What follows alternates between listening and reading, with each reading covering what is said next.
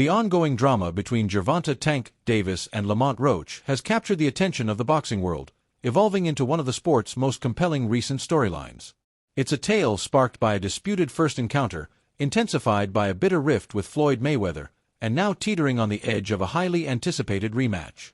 Their initial clash concluded in a draw that left the boxing community buzzing with disagreement, as fans, fellow fighters, and pundits debated the result and clamored for a definitive answer.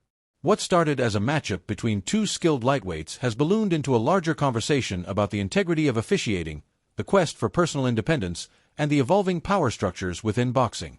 The root of the current fervor lies in that first fight, tainted by refereeing decisions that many found perplexing. Steve Willis, the official in the ring, became a lightning rod for criticism due to his apparent reluctance to award points to Roach during moments that seemed critical to the fight's outcome. Spectators and analysts highlighted specific instances, such as a possible knockdown by Roach that Willis dismissed and a series of low blows from Davis that went largely unchecked until the later rounds. Roach's team, including assistant coach Ben Johnson, didn't hold back their dismay, with Johnson reportedly unleashing a heated exchange with Willis during a break. The referee's perceived passivity stirred accusations of favoritism, with some suggesting that Davis, as the more prominent figure, benefited from an uneven playing field. Davis has taken the uproar in stride, using it as fuel to push for a second showdown. He's openly dared his detractors to step up, insisting that a rematch would put to rest any questions about his supremacy.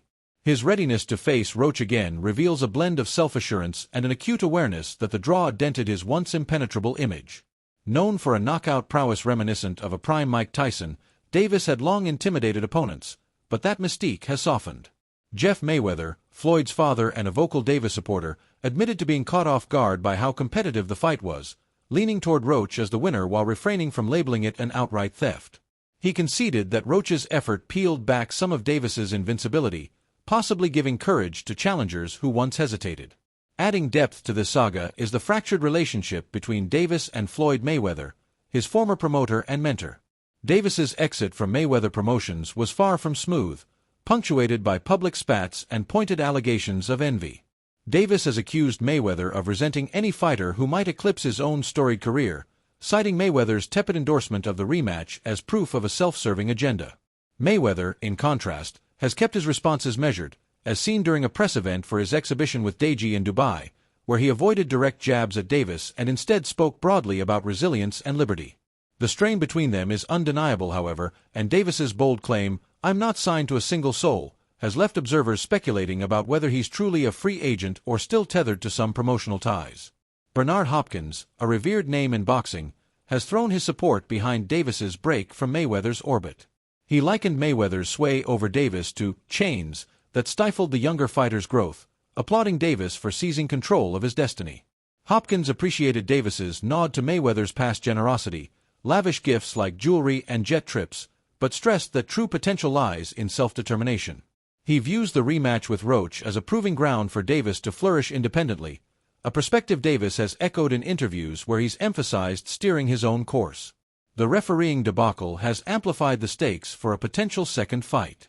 Roach has been unrelenting in his critique of Willis, alleging bias and pinpointing errors like Davis taking a knee and getting aid in the corner, moves that, by the book, could justify a disqualification. Roach's irritation peaked with Davis's post-fight excuse of grease in his eye, which Roach scoffed at, noting that Davis showed no distress until after taking heavy shots. Roach's camp, backed by his father and trainer, has firmly rejected the idea of Willis returning for a rematch, a sentiment shared by others who saw the initial bout as poorly managed. Bogiannis, the father and trainer of up-and-coming star Jaron Boots Ennis, took an even stronger stance, arguing that Davis's illegal knee should have ended the fight in a disqualification. He contended that the referee's leniency handed Davis an undeserved edge, a view that aligns with those who felt the draw was a gift to the favored fighter. Bogiannis speculated that Davis seemed preoccupied during the match, perhaps burdened by outside pressures, though he still gave credit to both men's abilities. His tactical tip for Roach in a rematch: ramp up the aggression early and maintain a high work rate to keep the decision out of questionable hands. The boxing world is divided on the next steps. Shakur Stevenson, a lightweight standout with sparring experience against Roach, favors Roach in a rematch. Having pegged Roach as a dark horse before the first fight, Stevenson credits Roach's unconventional approach as a puzzle Davis hasn't cracked. He played his cards close, hinting at future fights with either man, but foresaw another tight battle.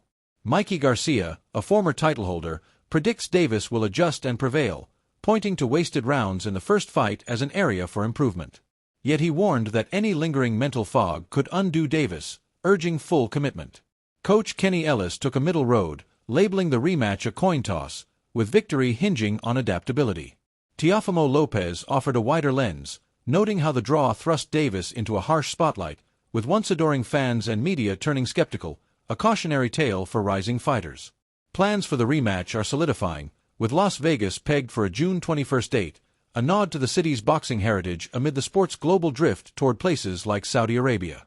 Roach has confirmed that terms are set, awaiting only his signature, positioning the fight as a potential U.S. blockbuster. The Nevada State Athletic Commission's strict reputation promises a tighter ship, though some fans remain wary after Davis's overseas bouts and New York's prior oversight. Roach's profile has soared, win or lose. Matching Davis blow for blow has made him a legitimate lightweight contender, with names like Devin Haney, Ryan Garcia, and Stevenson in his future. His tenacity in the first fight ensures his credibility endures. Davis, however, faces a crucible. Another faltering showing could further unravel the aura that once cowed rivals. Outside the ring, a hairstylist's unsolicited claims about Davis, backed by unasked-for evidence, stirred minor waves but mostly shrugs. Most agreed she'd have been wiser to stay silent, as her remarks barely registered with fans or altered the storyline. It's a fleeting distraction Davis has brushed off, keeping his eyes on the prize.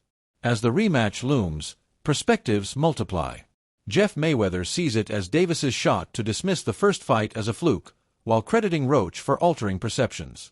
Stevenson and Garcia weigh in with strategic takes, blending admiration with analysis. Hopkins and Lopez cast it as a pivotal chapter in Davis's quest for autonomy and legacy, while Roach's team insists on equity. Ellis's even odds reflect the matchup's unpredictability, a draw for fans craving drama. To the audience, this rematch offers more than closure to a disputed result. It's a collision of ambition, technique, and personal stakes. Davis chases redemption and validation. Roach seeks to solidify his rise. Mayweather's shadow lingers, underscoring the emotional weight. In Las Vegas, beneath the glare of a summer spectacle, the sport will witness who emerges not just triumphant but redefined. Whether it's a standalone clash or, as Garcia pondered, the spark of a trilogy, the fallout will echo through boxing, molding careers and legacies in the crucible of the ring. At its core, this saga transcends the fighters themselves.